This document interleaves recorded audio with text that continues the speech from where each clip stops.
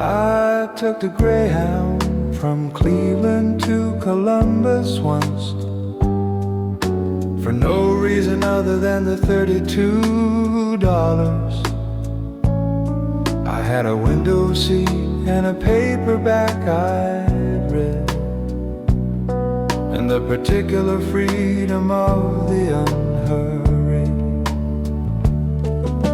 The bus stopped in every town between the cities, each stop a small transaction with the world. A woman got on with 3 bags and a child. The child pressed her nose against the glass and curled. The Greyhound carries a particular democracy of people in between their circumstances. The salesman, the student, the woman with the 3 bags, the man who takes the bus because it chances best for him right now this particular Tuesday. The bus is not a luxury, it's a fact. And the window seat from Cleveland to Columbus is the $32 view of what's intact. In America, outside the airport terminals, the towns that don't have airports, just the stop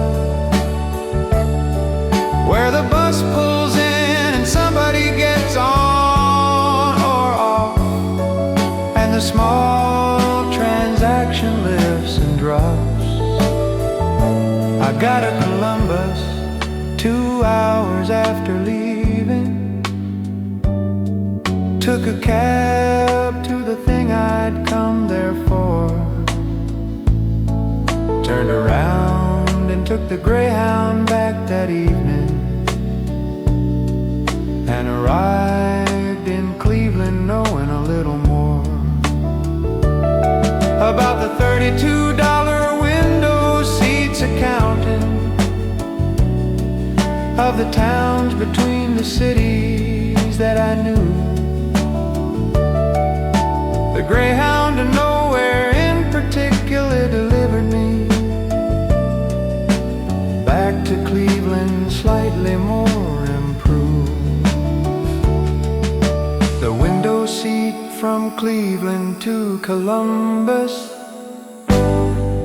is the $32 view of what's intact. In America, outside the airport terminals, the towns that don't have airport, just the stop. $32, the window, the paperback, the child, the Greyhound in between the towns and the going miles.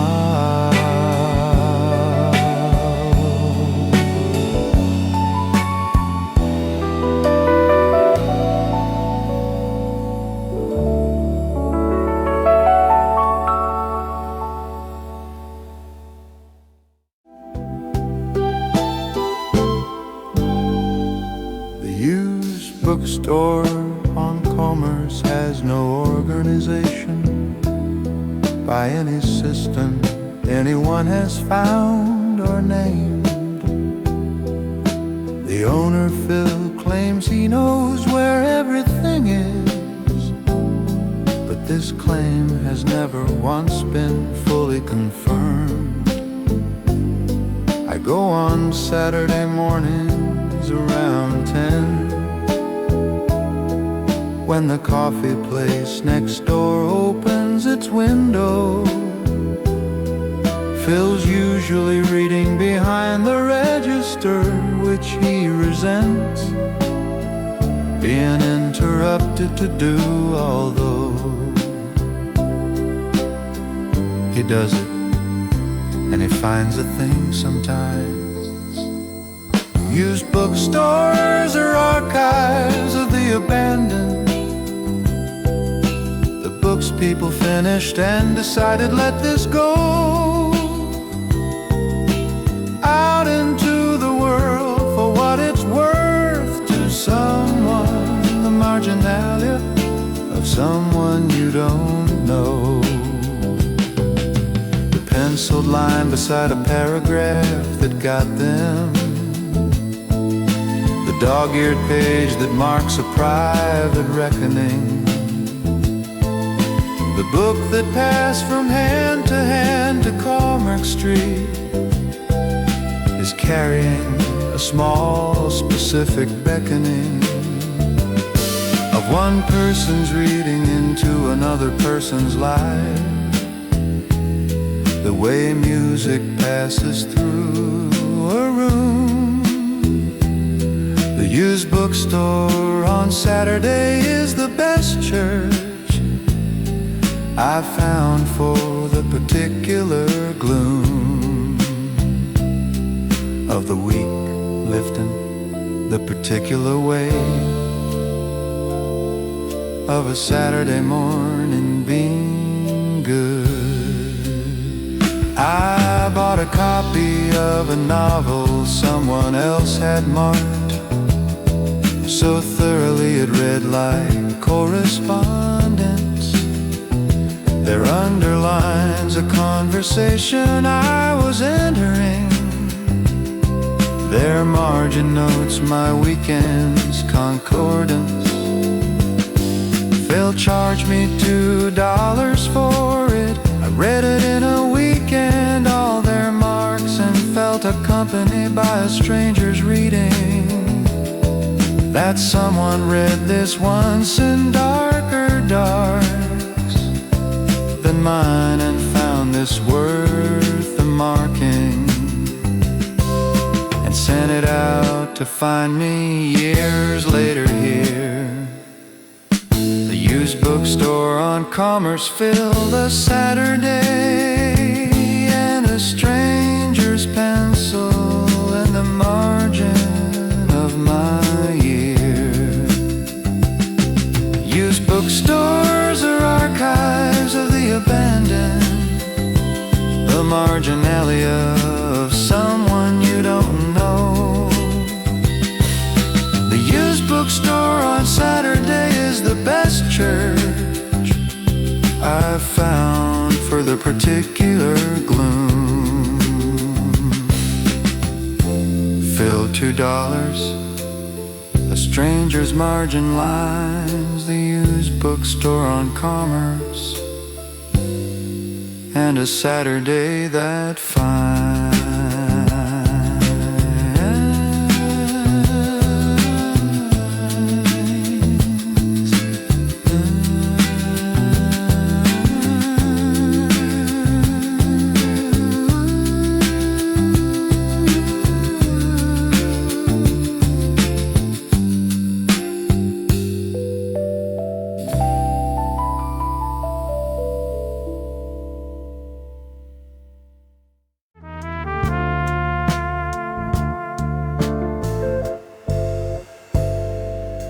Last day of summer is never announced. It just arrives and passes and is gone. You only know it looking back in October, that particular Tuesday was the one. The temperature, the light, the smell of evening, all of it exactly right, and unaware that tomorrow something shifts an imperceptible degree, and August is September in the air. The last day of summer doesn't ask for ceremony. It goes the same as all the other days. The ice cream place closes for the chairs stay but gather in the haze of something changing, which is all that autumn is. The same yard, the same house, but different now. A degree of temperature, a length of light that says the summer made its final bow. When nobody was watching, when you were at the grocery store or stuck in the Wednesday afternoon commute. The last day of summer doesn't need you present. It just turns the season clean and absolute. I've started paying better attention every August, trying to identify the candidate, the day that has the summer's full particular quality, the day that feels most like what I'd nominate for last, for keeping, for the memory, the specific Tuesday warmth, the specific smell. This year I thought I had it on the 12th, but it turned out September came on the 8th and fell. The last day of summer doesn't need you present. It just turns the season clean and absolute. A degree of temperature, a length of light that says the summer made its final bow. The last day, unannounced, the ice cream place, the chair, the summer going out before you knew it was there.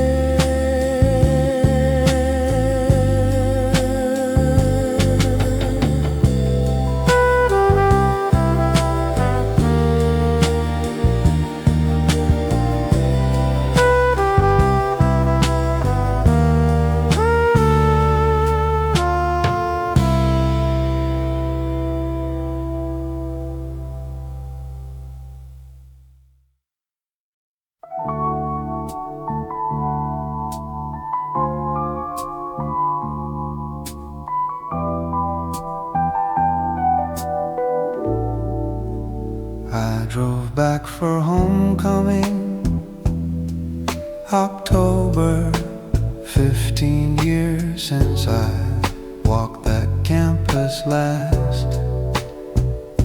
The old brick buildings against the fall maples, and the particular smell of October and the past.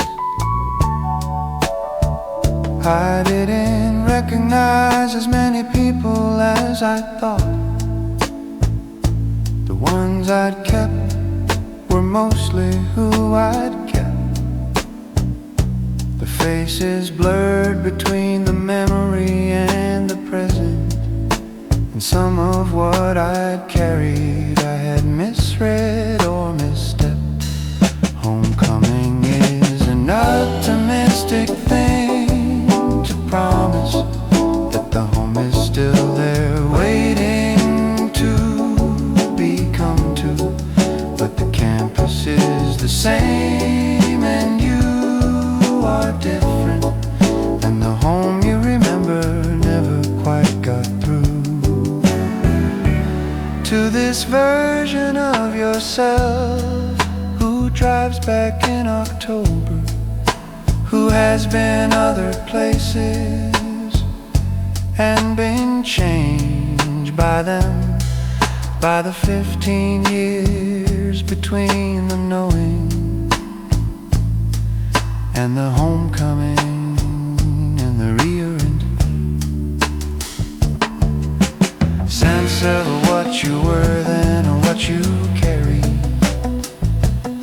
of it now, which is less than you'd suppose. But still the old brick buildings and the maple light, still the particular October, still enclosed in something that deserves the word was mine. This campus, these maples, this October was mine. I drove home Sunday morning before the crowd, through the October County, windows down, and felt the thing that homecoming is actually for. Not the reunion, but the driving out of town, with the clarity of having gone back briefly and confirmed that the past is in the past, and the maples are the same and you are different, and the homecoming is real and doesn't last. The campus is the same and you are different, and the home you remember never quite got through. But still the old brick buildings in the maple light, still the October that was yours. The old brick building, October maple light, homecoming Sunday, driving out of it right.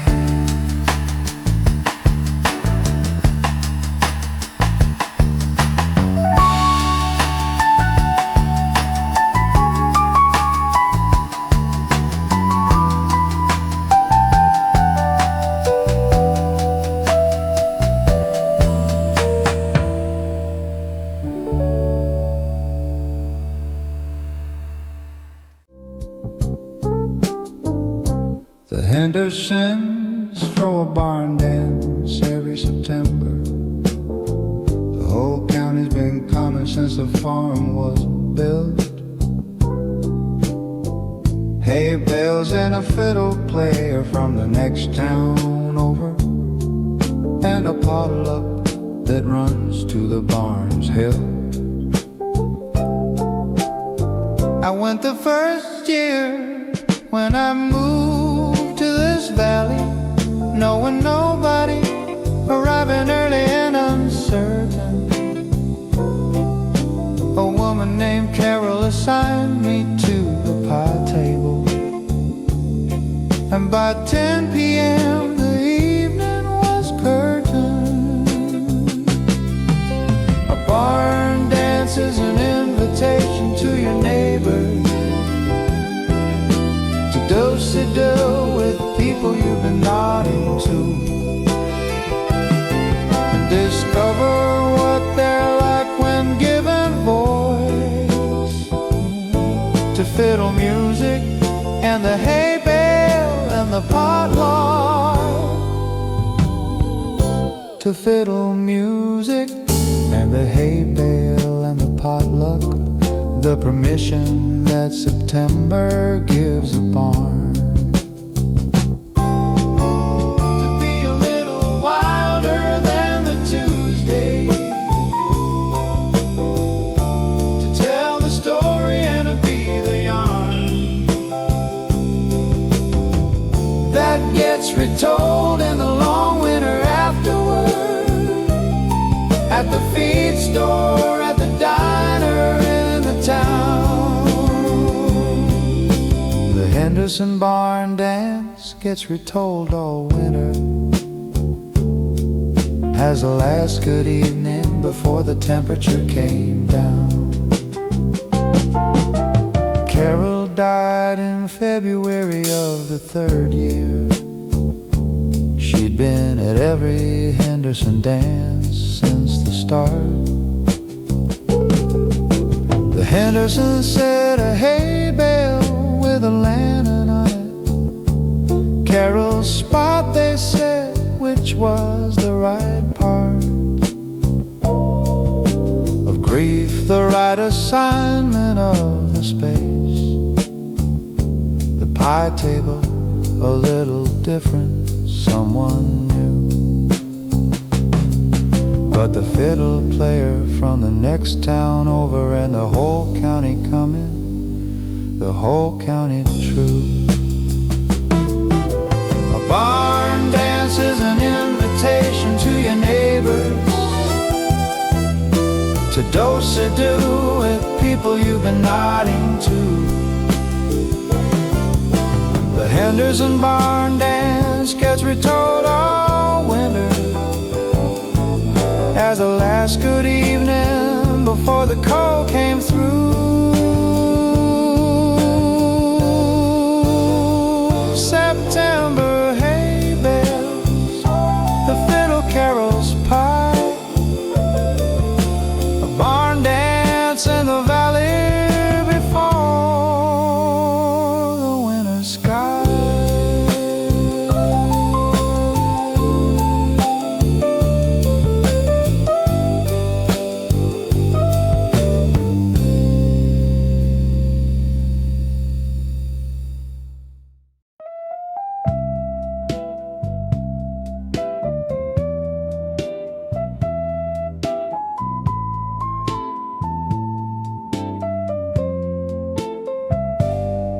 My dog Hank has a system for the back porch mornings. First a survey of the yard from the top step, then down to check the fence line methodically, then back up to lie in the sun, the process kept.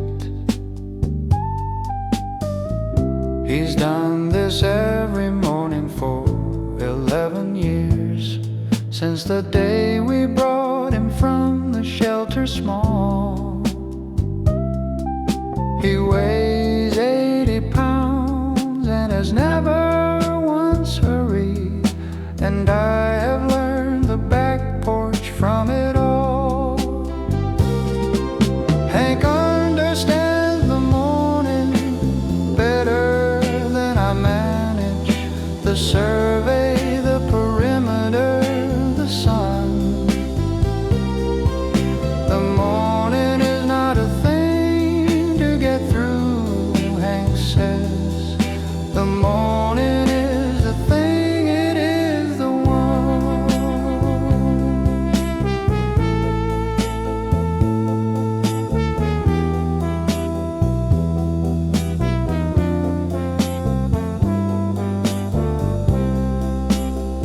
Reason to be awake, the specific gift of a back porch and a yard, and the particular sun of 8 a.m. in whatever season we're in, which is the season, the only season, the one that Hank is in completely without grieving the previous season or anticipating the next.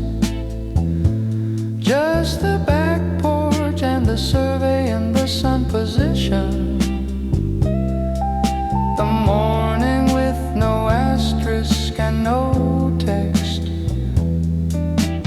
Hank is getting slower on the stairs now.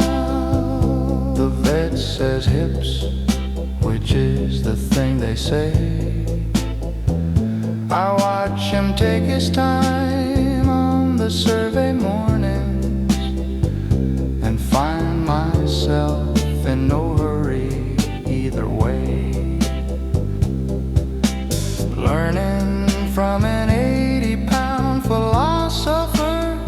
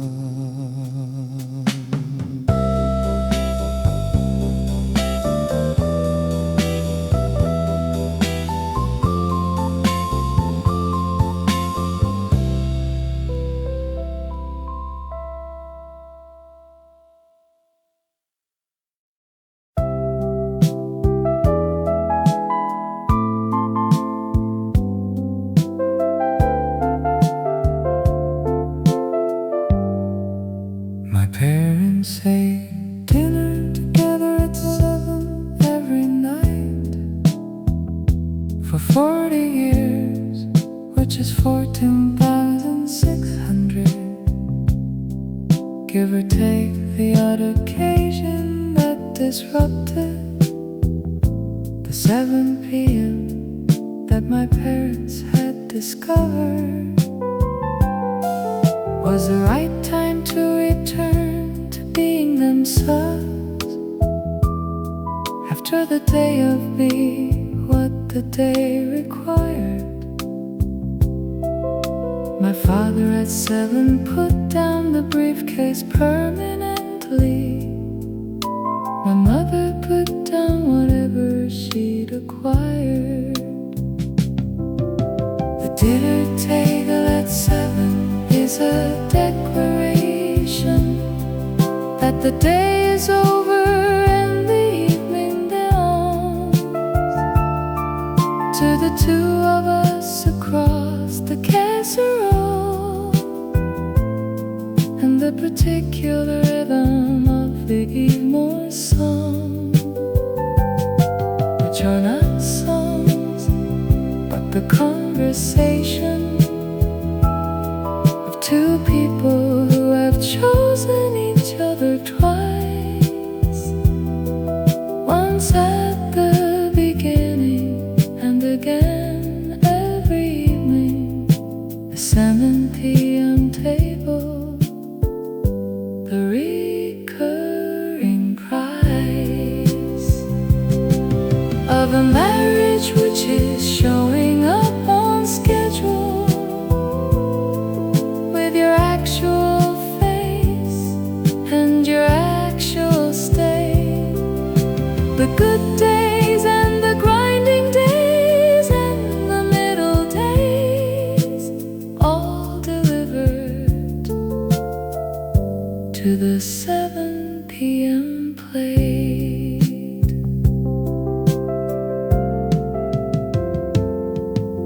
My father made dinner on the years my mother worked late.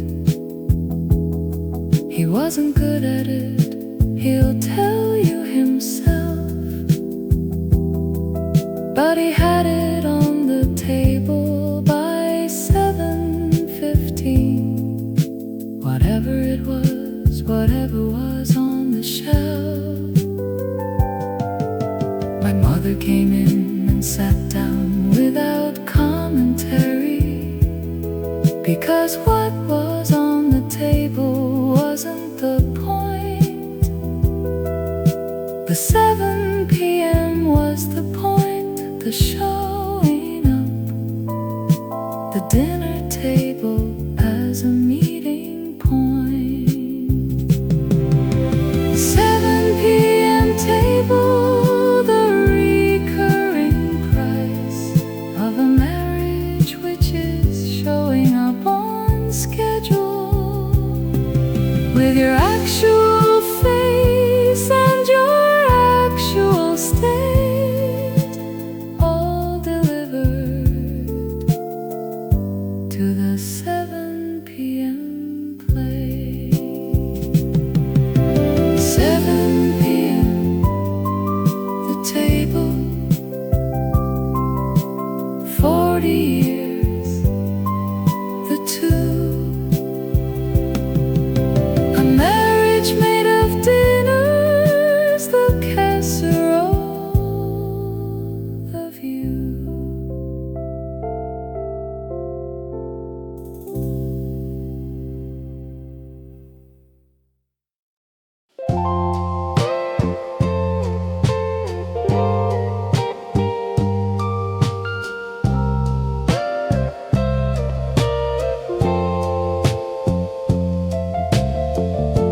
The first snow in a new city always catches you without the knowledge of how that city handled it. Chicago snow plows before you've even noticed.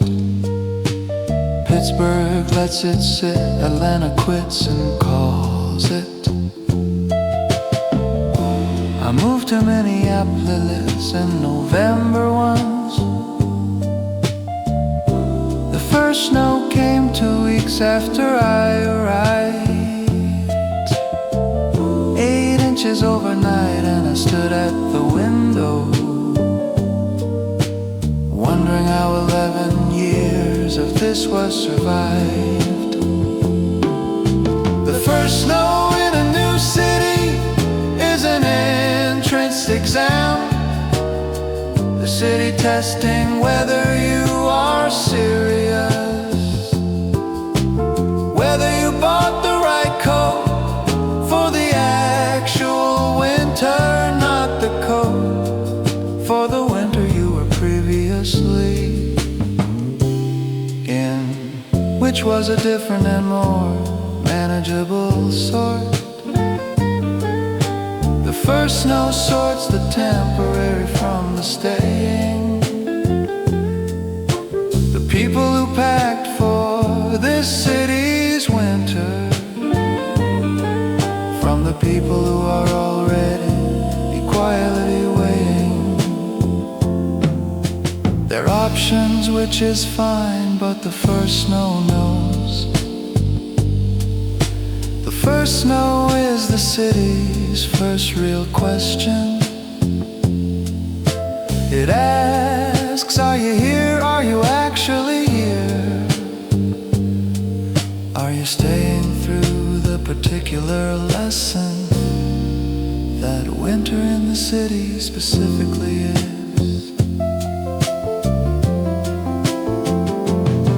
I bought the second coat and stayed 11 years and learned the Minneapolis snow before I learned the streets, the way it packs and the particular ice, the way the city sounds different under 8 sheets of snow, which is quieter and full and enclosed.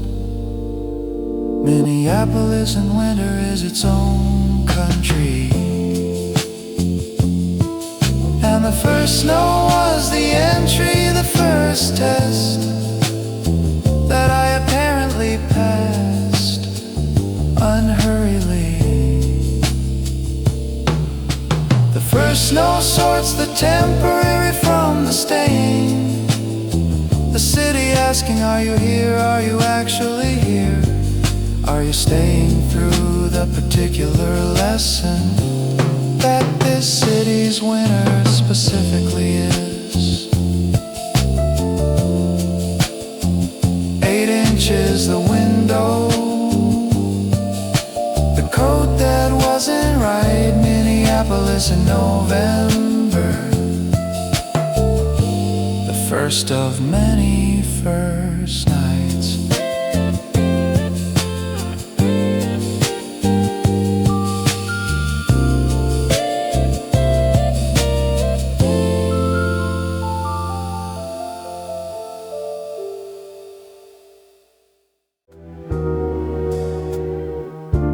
Grandfather kept a coffee can on the workshop shelf, full of screws and bolts and things he'd saved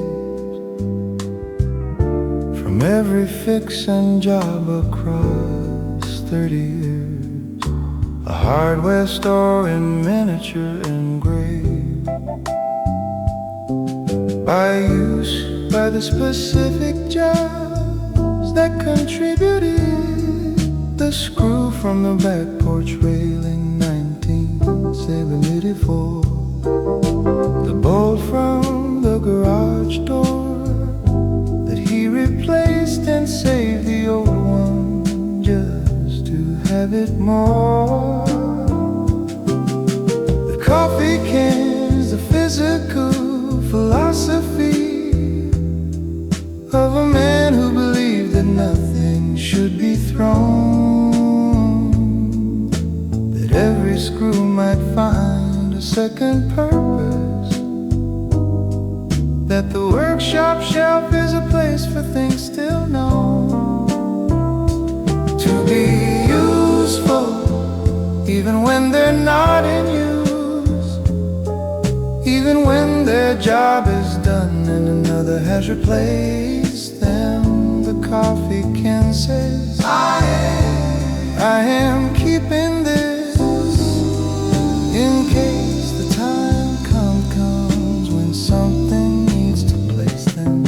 back in service, back in the thing that needs them, because that is what screws do. They hold, and the man who saves them is the man who's ready for the fix that hasn't happened yet, the one he's told himself to be prepared for, which is everything.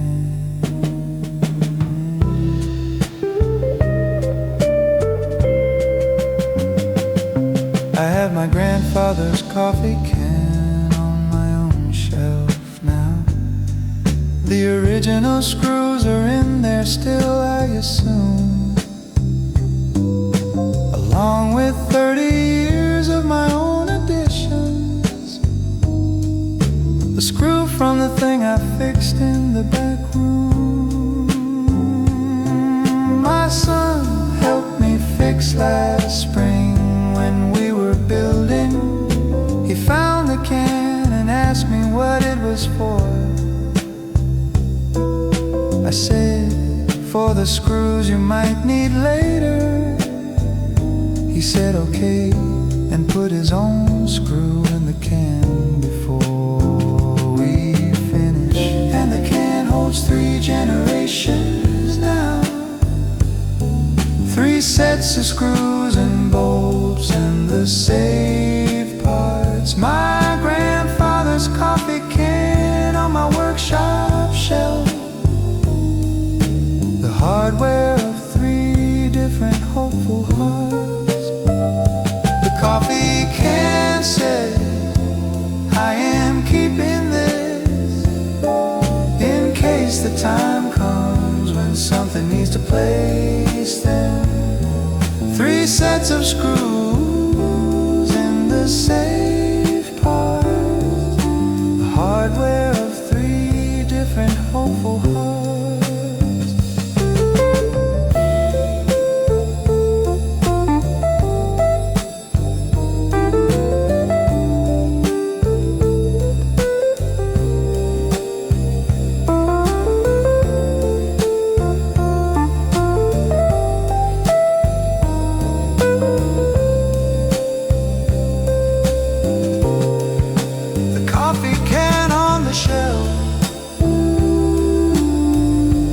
My grandfather's and mine, 3 generations of screws, and everything's still fine.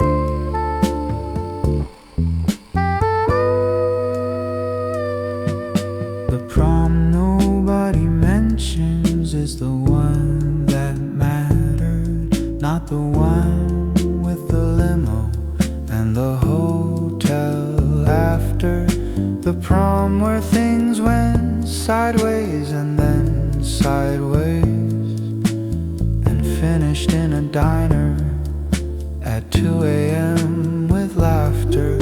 My date and I had argued before the photos. The corsage was wrong or something was, I think. We drove to prom in silence and attended, and found each other at the punch bowl at the brink of calling the whole evening a disaster, which it was and wasn't simultaneously. We danced 3 songs and left before the DJ, and drove around the county until 3, and talked in the park that 17-year-olds talk about, which are everything and nothing in the future, and all the things they're terrified to doubt. The prom nobody mentions was the real one. The corsage wrong, the argument the county road, the closed Kmart parking lot at 2 in the morning, the unburdening of the 17-year-old. I saw her at the reunion 30 years later. She said, remember the prom? I said, the Kmart. She laughed and said that was the best night of that year. And I said, yes it was, which was the true part of the reunion for me, the confirmation that the night we didn't talk about was real. That two people in a Kmart parking lot at 17 is worth more than the limo and the feel of the officially sanctioned good time, which we were both too honest to perform. The prom nobody mentions was the real one. The closed Kmart parking lot at 2 in the morning, the unburdening of the 17-year-old, the night before they knew what they were for. The corsage, the Kmart, the county road at 3, the prom nobody mentions, the one that was really me.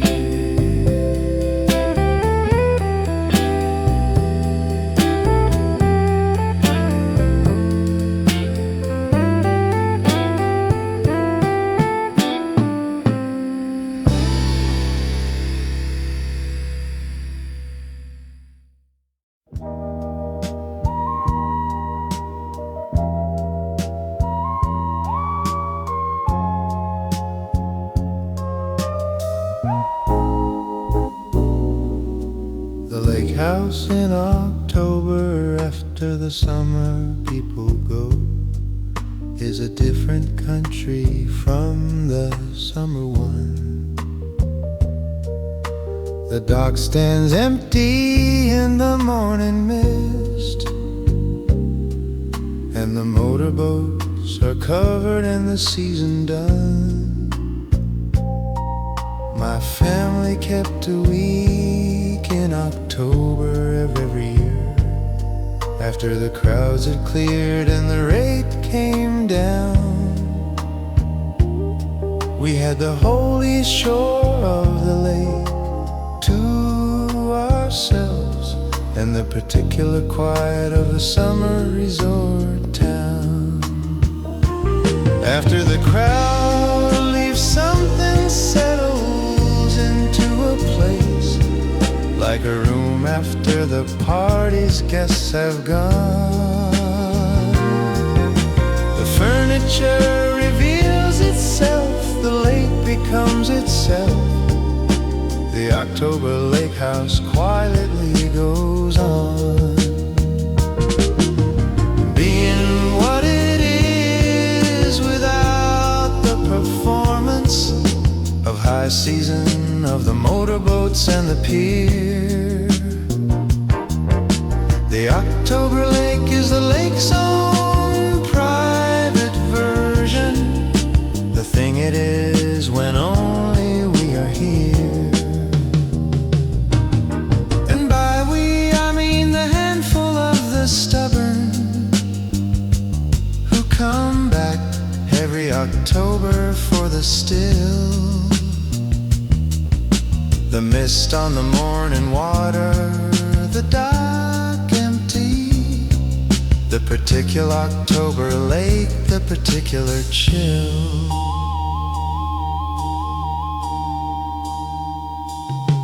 My daughter asked last October at the lake house why we come here when everything is closed.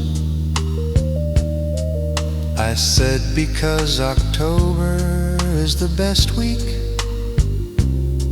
She sat with that a moment and then proposed her own theory. Because there's nobody watching and we can be ourselves without the crowd. I said that's exactly right, that's the October. She smiled and went back out on the dock, proud of the theory which was better than my answer. The October lake house with no one there to see, just the family and the mist and the empty dock, the lake in its October honesty. The October lake is the lake's own private version, the thing it is when only we are here. The mist on the morning water, the dark empty, the particular October lake, the particular year. The dock, the mist, October, the lake, after the crowd. My daughter's better theory and the whole lake quiet, proud.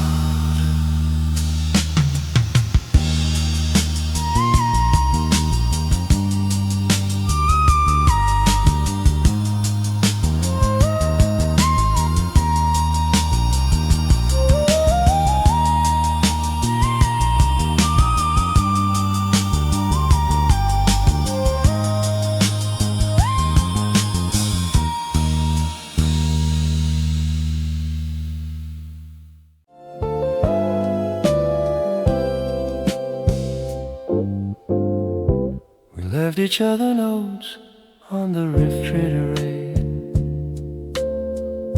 For 17 years, my wife and I. Not love notes, mostly dented, tests at 3 by milk. The ordinary dispatches of a shared life passing by. I saved them without thinking in a kitchen drawer. Not intentionally, just the drawer received them. Over 17 years the drawer filled up completely, and I only found it when she asked me, have you seen them? The note on the fridge is the connective tissue of a life shared in the same house at different hours. Notice how you say I was here, you're here. We're managing the same life, separate powers together, which is the unremarkable miracle of two people coordinating a shared world. Buy milk, the dentist, pick up the dry cleaning. The love inside the ordinary word that says I trust you with my dental appointment, I trust you with the milk, I trust this house to hold us even when we're in it separately. The note on the fridge is the vow, the honest vows, not the ones we made in public, dressed in white. but the ones we write in 17 years of notes in the kitchen drawer that filled without our noticing, the love dispatched in ordinary quotes. I read through the whole drawer one afternoon in April, a Saturday she was out and I was home. 17 years of dentists and of dry cleaning, of milk and of I love you in the tone. Oh, please don't forget the thing we talked about, which is also I love you in the drawer. I left a new note on the refrigerator that said found the drawer. She came home and read it and said, I have more. The love inside the ordinary word that says I trust you with my dental appointment. The note on the fridge is the vow, the honest vows, not the ones in public dressed in white. Buy milk, the dentist, the drawer, 17 years. The note on the refrigerator, after everything, still here.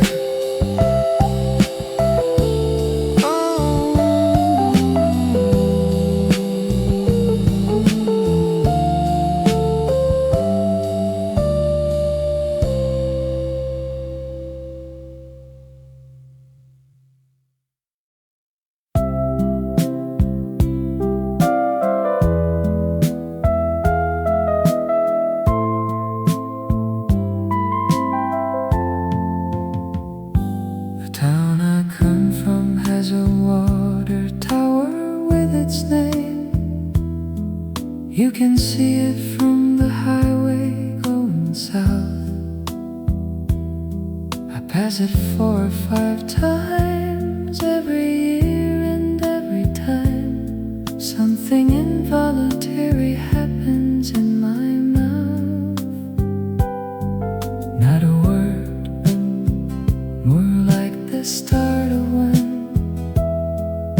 a sound that doesn't get completed in the passing. The water tower with the name is just a tower, but it marks the place where I began the asking. The town I come from is not the town I stayed in, but it's the one that lives inside the chest, under the years of cities and the cities after cities. A town that is the answer to the west of the questions, which are, where are you from originally, and what was it like, and do you miss it? And I say, a town in Ohio. Not much happened, but the water tower, the highway, and the hand that reaches for the radio knob when I pass it, and then doesn't, and instead just lets it go. The water tower, the name, the involuntary sound, the town I come from 40 years ago.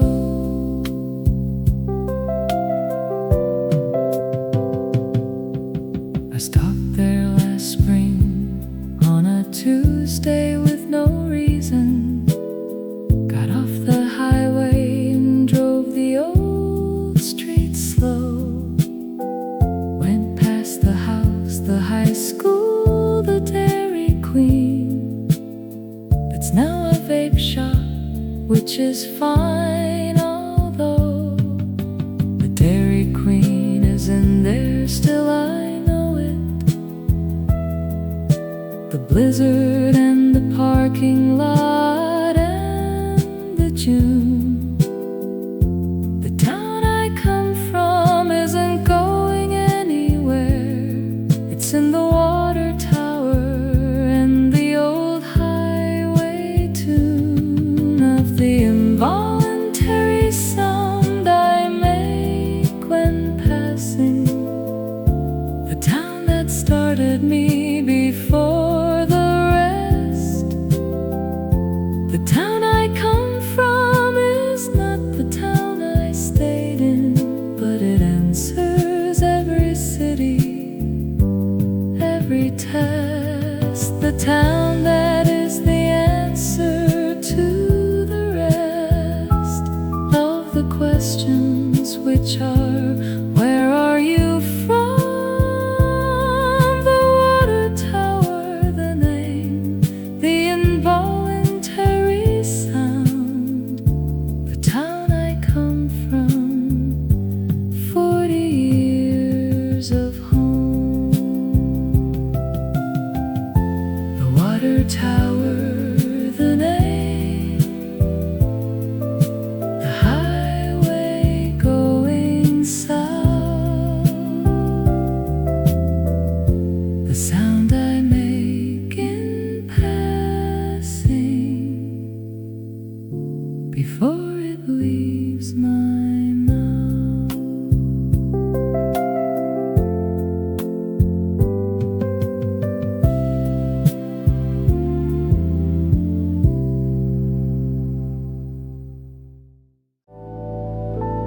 I took the Greyhound from Cleveland to Columbus once, for no reason other than the $32. I had a window seat and a paperback I'd read, and the particular freedom of the unhurried. The bus stopped in every town between the cities, each stop a small transaction with the world. A woman got on with 3 bags and a child. The child pressed her nose against the glass and curled. The Greyhound carries a particular democracy of people in between their circumstances. The salesman, the student, the woman with the 3 bags, the man who takes the bus because of chances. Best for him right now, this particular Tuesday. The bus is not a luxury, it's a fact. And the window seat from Cleveland to Columbus is the $32 view of what's intact. In America, outside the airport terminals, the towns that don't have airports, just the stop, where the bus pulls in and somebody gets on or off, and the small transaction lifts and drops. I got to Columbus 2 hours after leaving, took a cab to the thing I'd come there for, turned around and took the Greyhound back that evening, and arrived in Cleveland knowing a little more about the $32 window seats accounting of the towns between the cities that I knew. The Greyhound to nowhere in particular delivered me back to Cleveland slightly more improved. The window seat from Cleveland to Columbus is the $32 view of what's intact in America outside the airport terminals, the towns that don't have airport, just the stop. $32, the window, the paperback, the child, the Greyhound in between the towns and the going miles.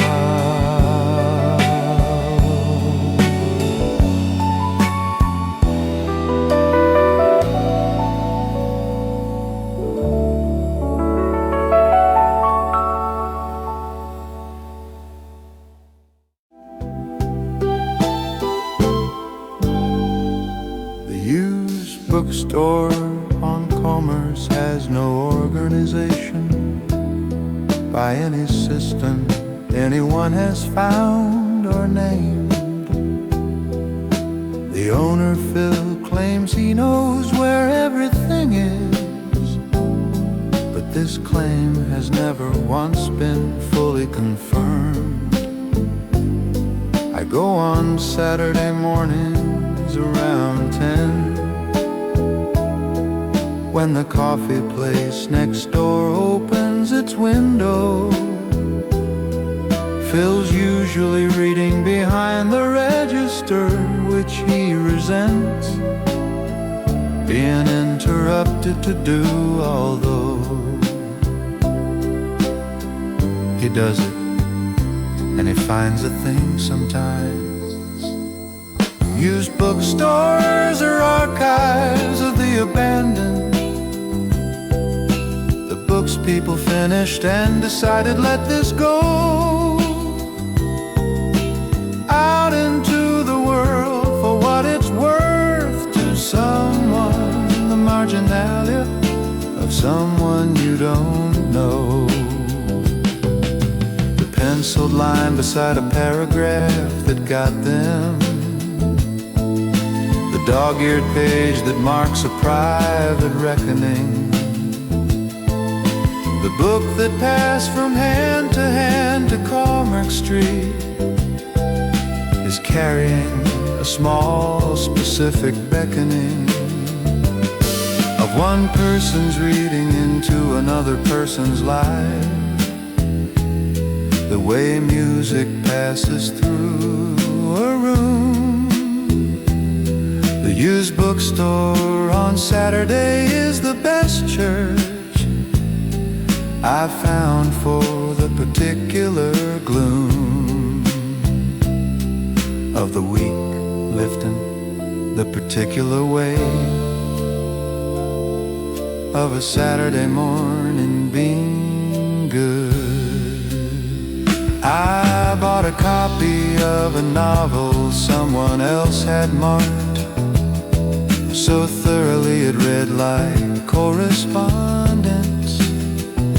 There underlines a conversation I was entering. There margin notes my weekend's concordance. They'll charge me $2 for it. I read it in a weekend, all their marks, and felt accompanied by a stranger's reading. That someone read this once in darker darks than mine and found this worth the marking, and sent it out to find me years later here. The used bookstore on Commerce filled a Saturday, and a stranger's pencil in the margin of my year. Used bookstores are archives of the abandoned, the marginalia of someone you don't know.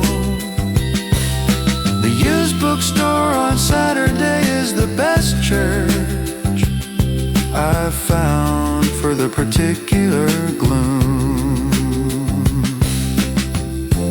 Fill $2, a Strangers margin lines, the used bookstore on Commerce, and a Saturday that finds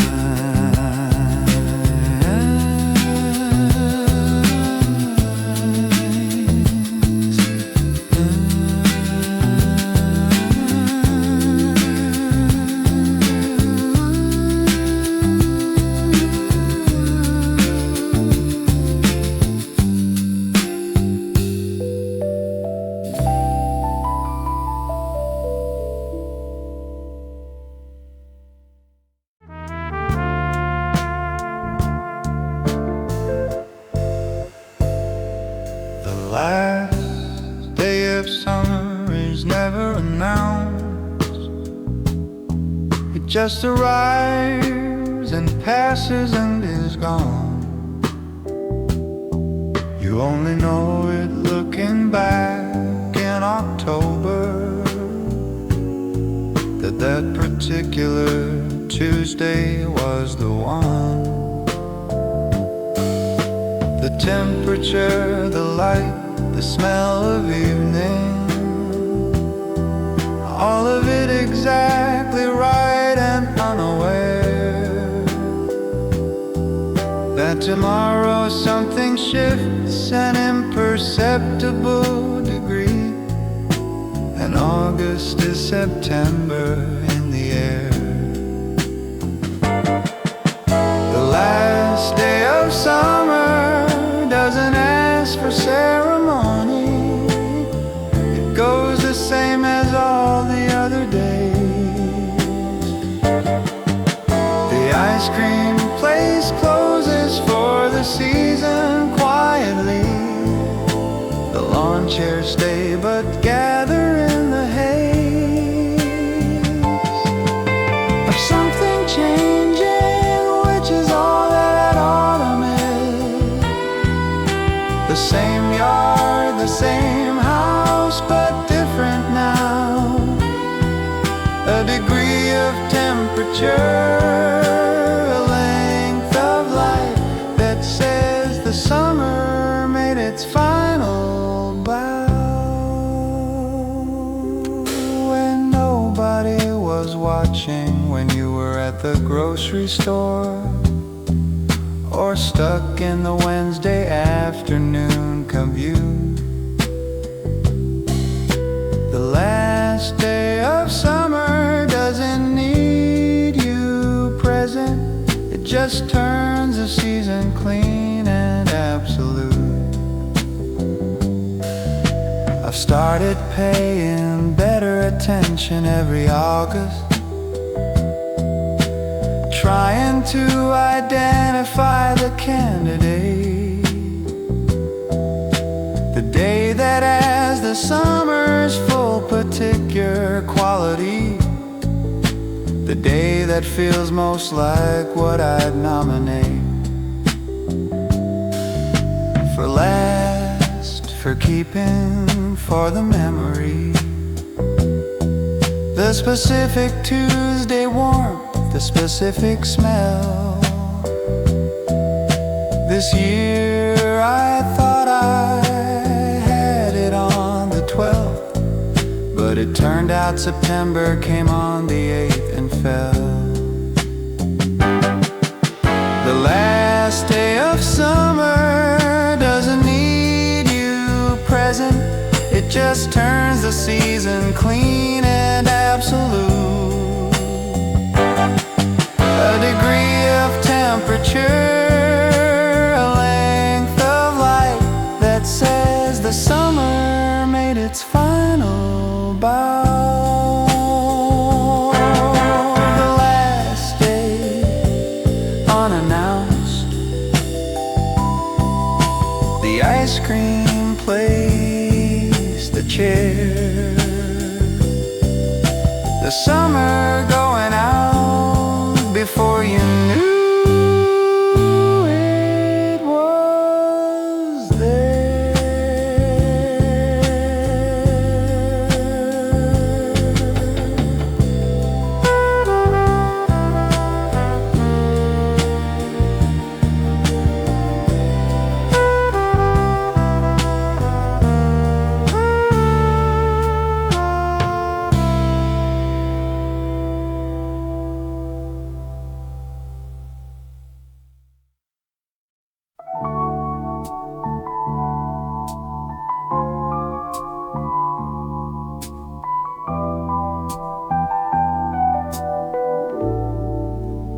I drove back for homecoming, October, 15 years since I walked that campus last. The old brick buildings against the fall maples, and the particular smell of October and the past. I didn't recognize as many people as I thought. The ones I'd kept were mostly who I'd kept. The faces blurred between the memory and the present, and some of what I'd carried I had misread or misstepped. Homecoming is an optimistic thing to promise that the home is still there waiting to be come to.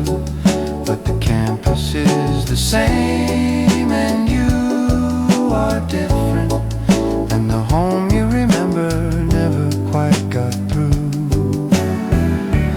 To this version of yourself who drives back in October, who has been other places and been changed by them, by the 15 years between the knowing and the homecoming and the rearranging.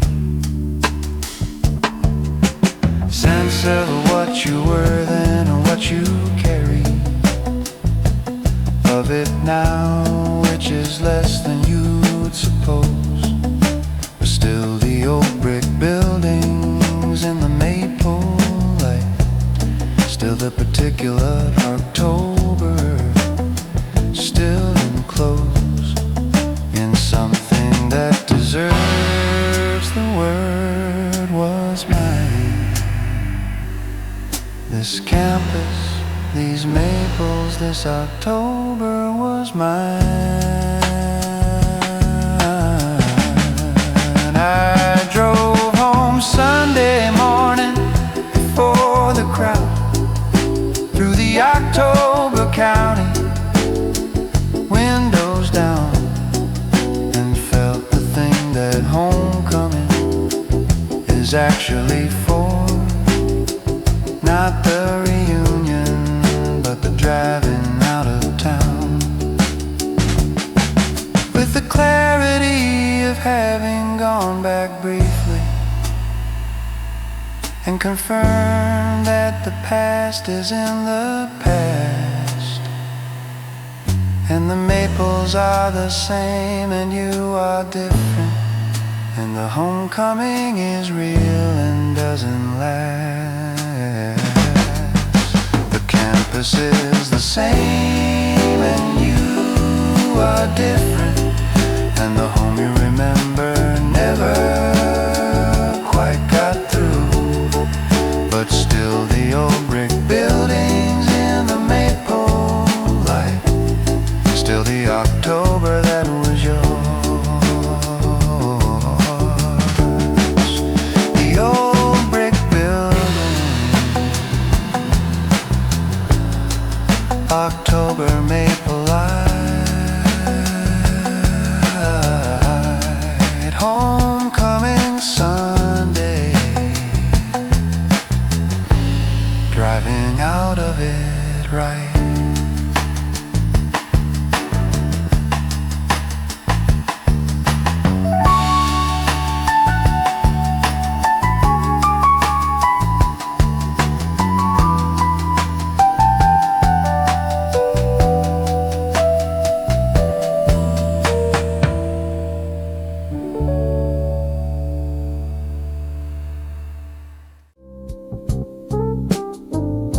The Hendersons throw a barn dance every September. The whole county's been coming since the farm was built. Hay bales and a fiddle player from the next town over, and a potluck that runs to the barn's hill. I went the first year when I moved to this valley, knowing nobody, arriving early and uncertain. A woman named Carol assigned me to the pie table, and by 10 p.m. the evening was curtained. A barn dance is an invitation to your neighbors to do-si-do with people you've been nodding to, and discover what they're like when given voice to fiddle music and the hay bale and the potluck, to fiddle music and the hay bale and the potluck, the permission that September gives a barn to be a little wilder than the Tuesday, to tell the story and to be the yarn that gets retold in the long winter afterward, at the feed store, at the diner in the town. The Henderson barn dance gets retold all winter, as the last good evening before the temperature came down. Carol died in February of the third year. She'd been at every Henderson dance since the start. The Hendersons said a hay bale with a lantern on it. Carol's spot, they said, which was the right part of grief, the right assignment of the space. The pie table, a little different, someone new. But the fiddle player from the next town over, and the whole county coming, the whole county true. A barn dance is an invitation to your neighbors to do-si-do with people you've been nodding to. The Henderson barn dance gets retold all winter, as a last good evening before the cold came through. September hay bales, the fiddle carols pipe, a barn dance in the valley before the winter sky.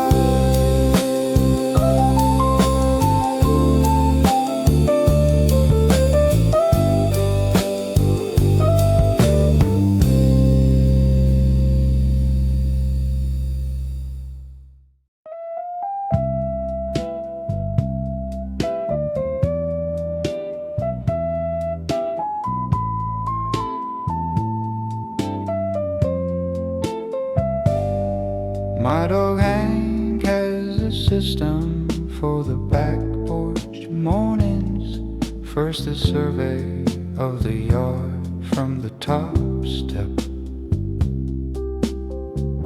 then down to check the fence line methodically, then back up to lie in the sun, the process kept. He's done this every morning for 11 years, since the day we brought him from the shelter small. He weighs 80 pounds and has never once hurried, and I have learned the back porch from it all. Hank understands the morning better than I manage the survey, the perimeter, the sun. The morning is not a thing to get through, Hank says. The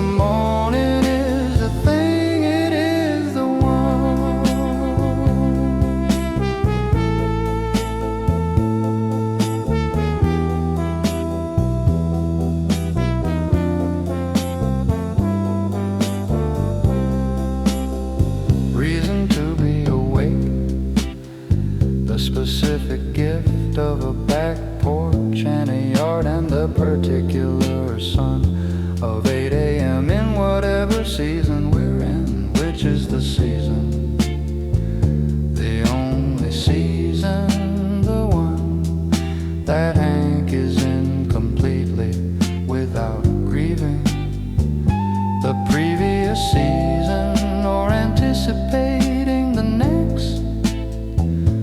Just the back porch and the survey and the sun position. The morning with no asterisk and no text.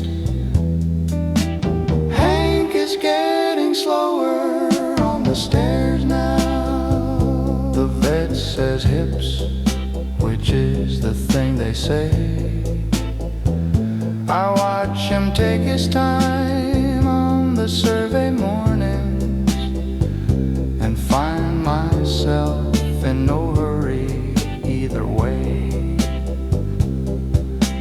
Learning from an 80-pound philosopher, the back porch and the fence line and the sun, that the morning given fully to the morning is how you know you're here and how it's done. The morning is not a thing to get through, Hank says. The morning is the thing, it is the one. Just the back porch and the survey and the sun. The morning with no asterisk, just done. Hank on the top step, the yard, the fence, the sun. 11 years of mornings, not one of them undone.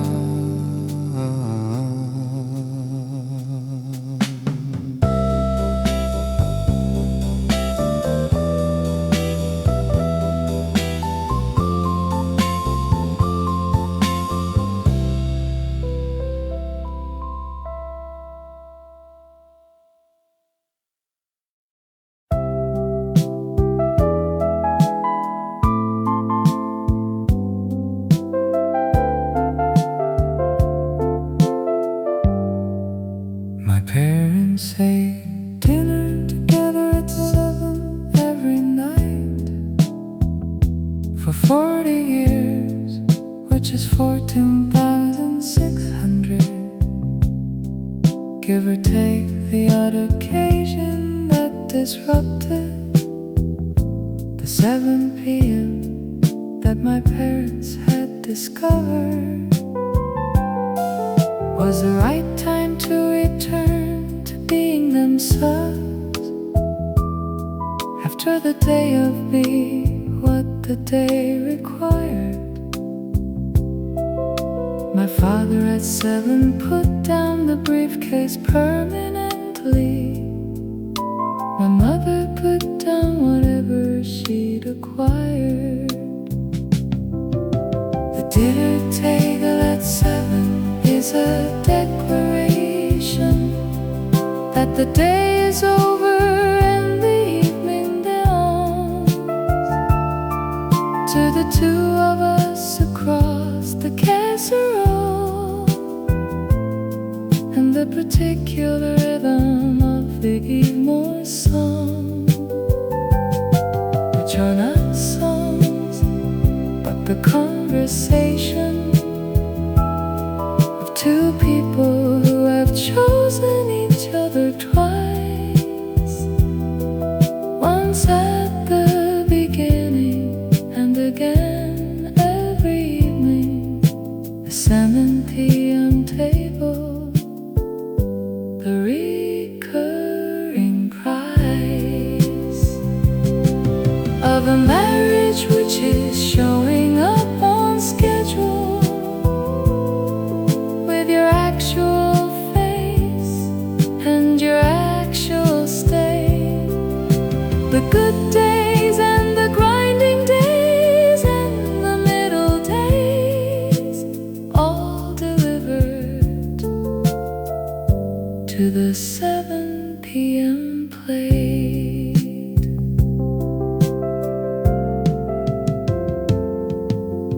father made dinner on the years my mother worked late. He wasn't good at it, he'll tell you himself, but he had it on the table by 7:15. Whatever it was, whatever was on the shelf.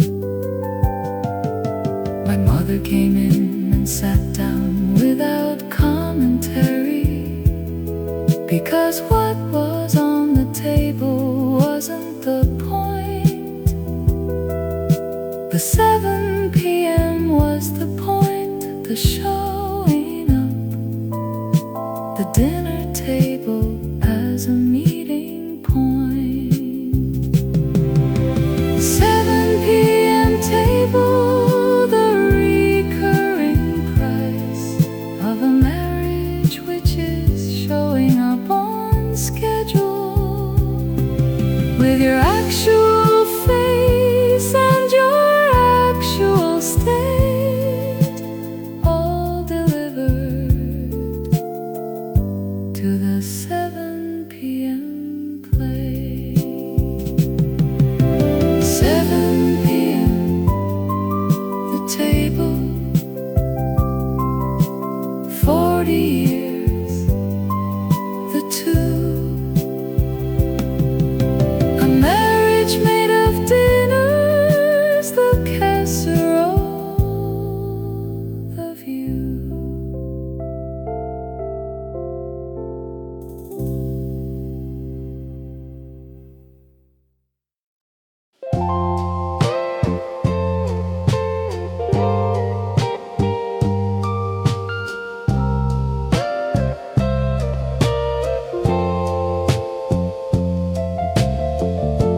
The first snow in a new city always catches you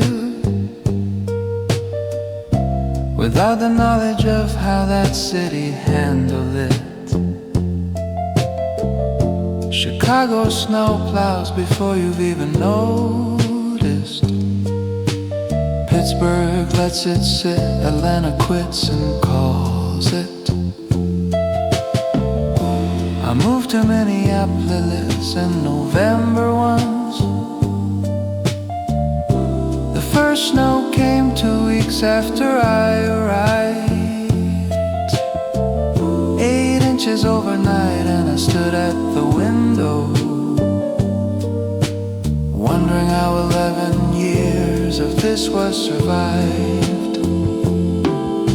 The first snow in a new city is an entrance exam, the city testing whether you are serious, whether you bought the right coat for the actual winter, not the coat for the winter you were previously in, which was a different and more manageable sort. The first snow sorts the temporary from the staying. The people who packed for this city's winter from the people who are already quietly waiting. Their options, which is fine, but the first snow knows. The first snow is the city's first real question. It asks, are you here? Are you actually here? Are you staying through the particular lesson that winter in the city specifically is?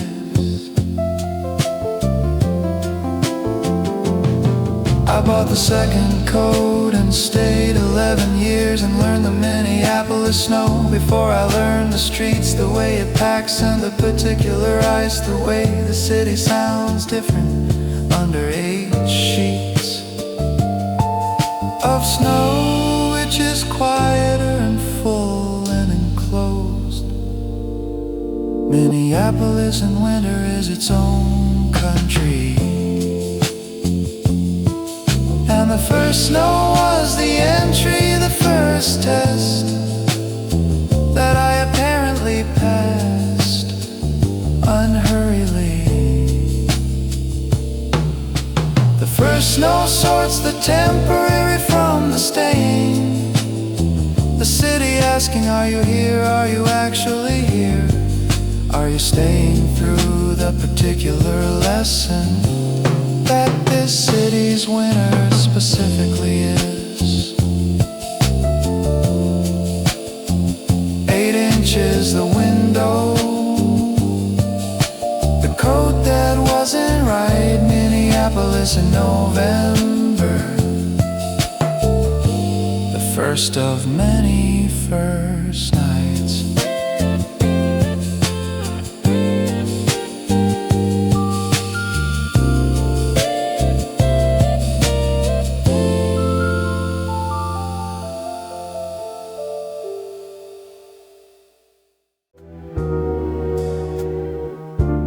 Grandfather kept a coffee can on the workshop shelf, full of screws and bolts and things he'd saved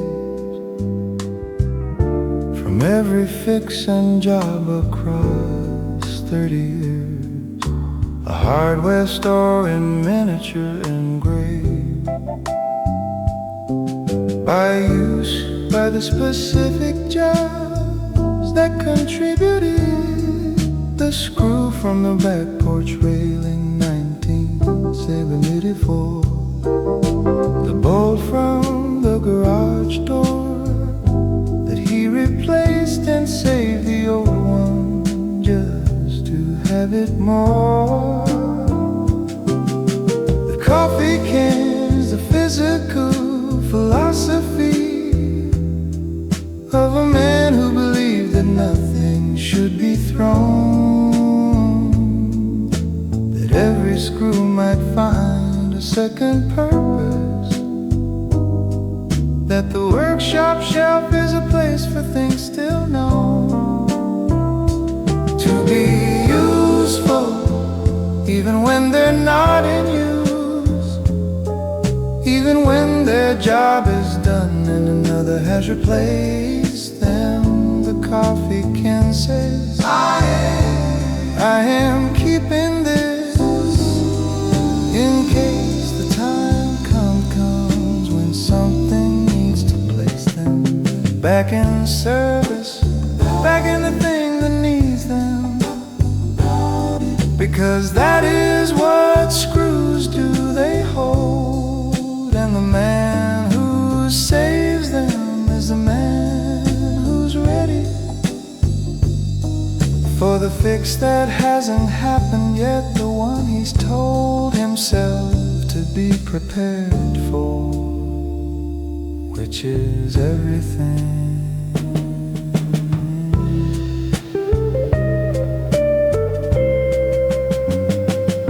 I have my grandfather's coffee can on my own shelf now.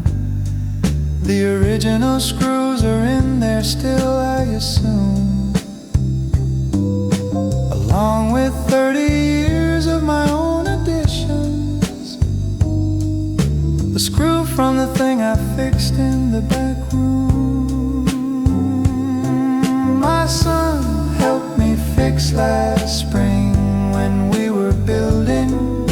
He found the can and asked me what it was for.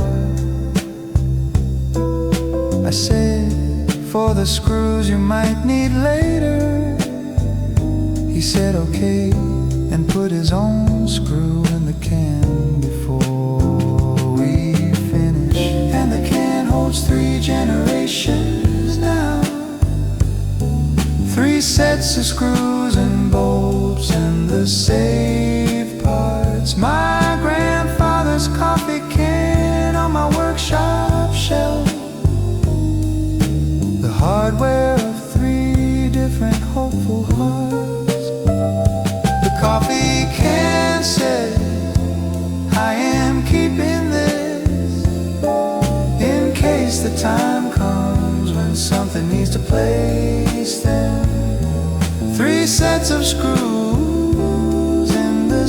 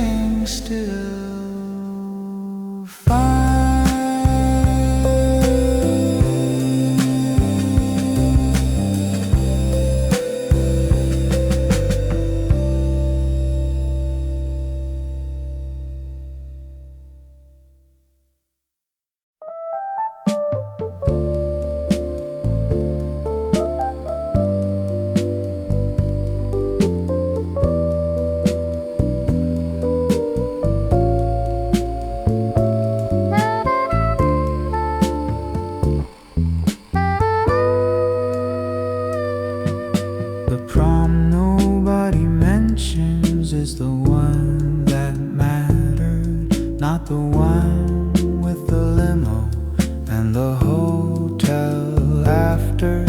The prom where things went sideways and then sideways, and finished in a diner at 2 a.m. with laughter. My date and I had argued before the photos. The corsage was wrong or something was, I think. We drove to prom in silence and attended, and found each other at the punch bowl at the brink of calling the whole evening a disaster, which it was and wasn't simultaneously. We danced 3 songs and left before the DJ, and drove around the county until 3,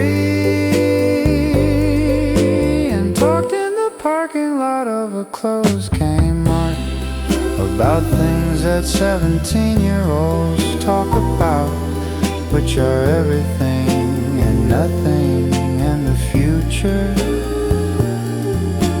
and all the things they're terrified to doubt. The prom nobody mentions was the real one. The corsage wrong, the argument the county road, the closed Kmart parking lot at 2 in the morning, the unburdening of the 17-year-old. I saw her at the reunion 30 years later. She said, remember the prom? I said, the Kmart. She laughed and said that was the best night of that year. And I said, yes it was, which was the true part of the reunion for me, the confirmation that the night we didn't talk about was real. That 2 people in a Kmart parking lot at 17 is worth more than the limo and the feel of the officially sanctioned good time, which we were both too honest to perform. The prom nobody mentions was the real one. The closed Kmart parking lot at 2 in the morning, the unburdening of the 17-year-old, the night before they knew what they were for. The corsage, the Kmart, the county road at 3. The prom nobody mentions, the one that was really me.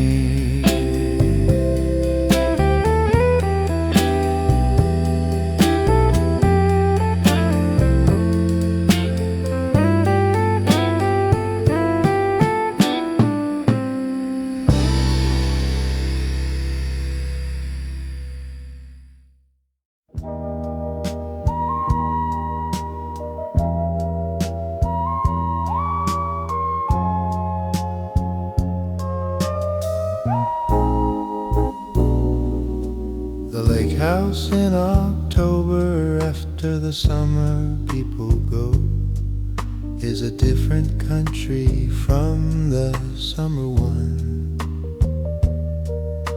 The dock stands empty in the morning mist, and the motorboats are covered and the season done. My family kept a week in October of every year. After the crowds had cleared and the rate came down, we had the holy shore of the lake to ourselves, and the particular quiet of a summer resort town. After the crowd leaves, something settles into a place, like a room after the party's guests have gone. The furniture reveals itself, the lake becomes itself. The October lake house quietly goes on, being what it is without the performance of high season of the motorboats and the pier. The October lake is the lake's own private version, the thing it is when only we are here. And by we I mean the handful of the stubborn who come back every October for the still. The mist on the morning water, the dock empty, the particular October lake, the particular chill.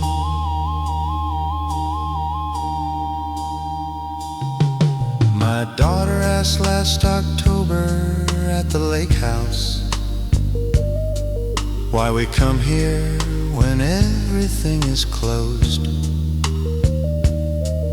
I said because October is the best week. She sat with that a moment and then proposed her own theory. Because there's nobody watching, and we can be ourselves without the crowd. I said that's exactly right, that's the October.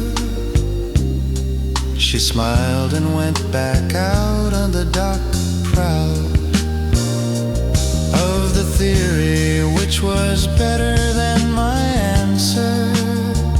The October lake house with no one there to see, just the family in the mist and the empty dock, the lake in its October honesty. The October lake is the lake's own private version, the thing it is when only we are here. The mist on the morning water, the dock empty, the particular October lake, the particular year. The dock, the mist, October, the lake, after the crowd. My daughter's better theory, and the whole lake quiet, proud.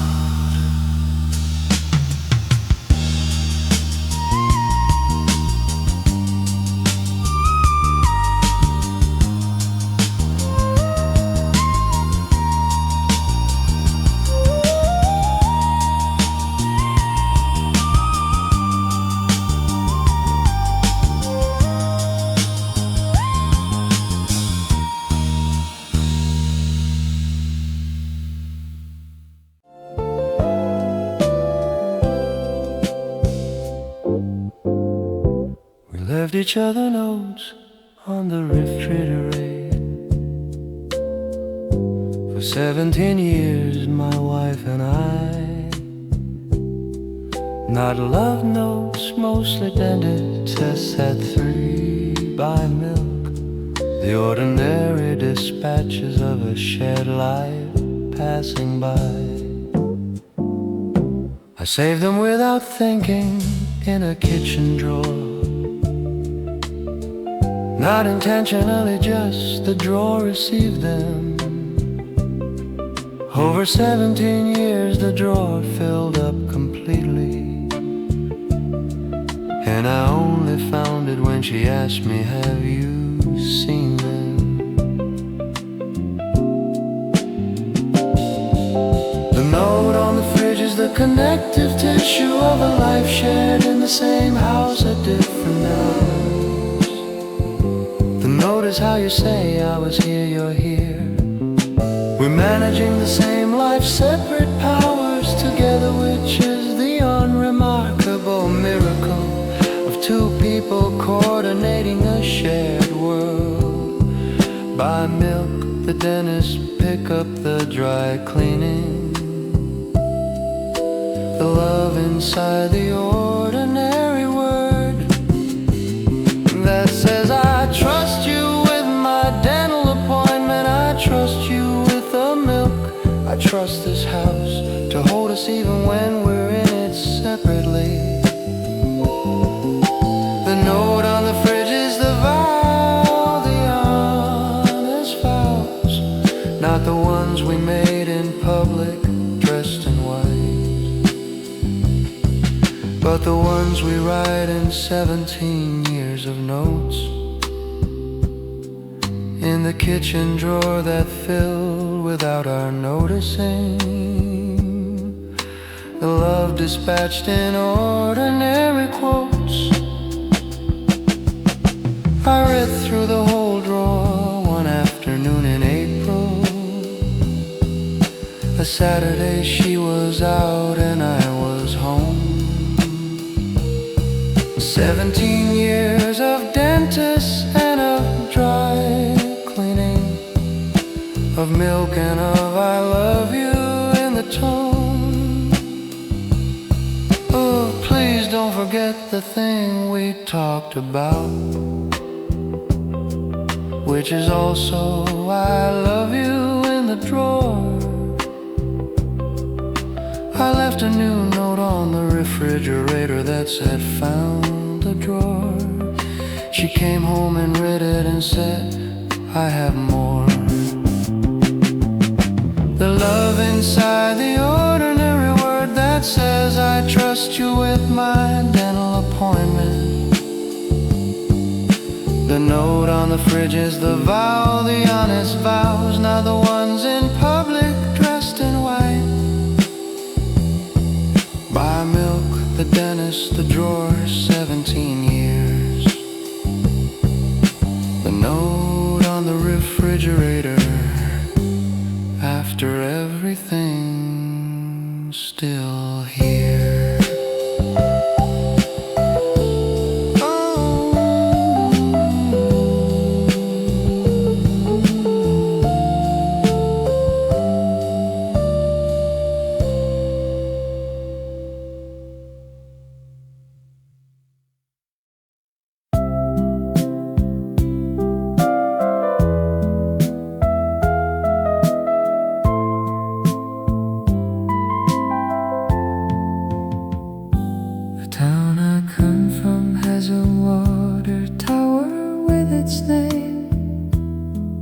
You can see it from the highway going south. I pass it 4 or 5 times every year, and every time something involuntary happens in my mouth. Not a word, more like the start of one, a sound that doesn't get completed in the passing. The water tower with the name is just a tower, but it marks the place where I began the asking. The town I come from is not the town I stayed in, but it's the one that lives inside the chest under the years of cities and cities after cities. The town that is the answer to the west of the question.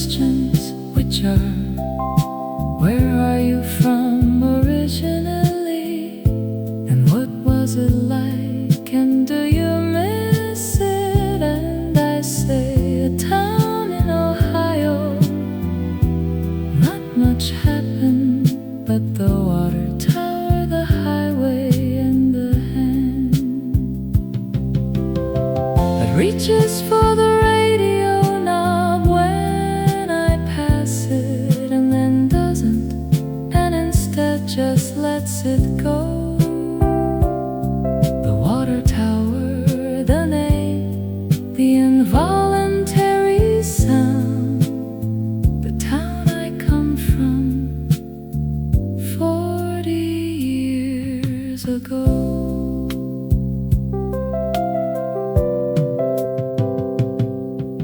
I stopped there last spring on a Tuesday with no reason. Got off the highway and drove the old street slow. Went past the house, the high school, the Dairy Queen. It's now a vape shop, which is fine, although the Dairy Queen is in there still, I know it. The blizzard and the parking lot and the June. The town I come from isn't going anywhere. It's in the water tower and the old highway tune of the involuntary sound I make when passing the town that started me before the rest. The town I come from is not the town I stayed in, but it answers every city, every test. The town that is the answer to the rest of the questions, which are, where are you from? The water tower, the name, the involuntary sound, the town I come from, 40 years of home. The water tower, the name, the highway going south, the sound I make in passing before it leaves.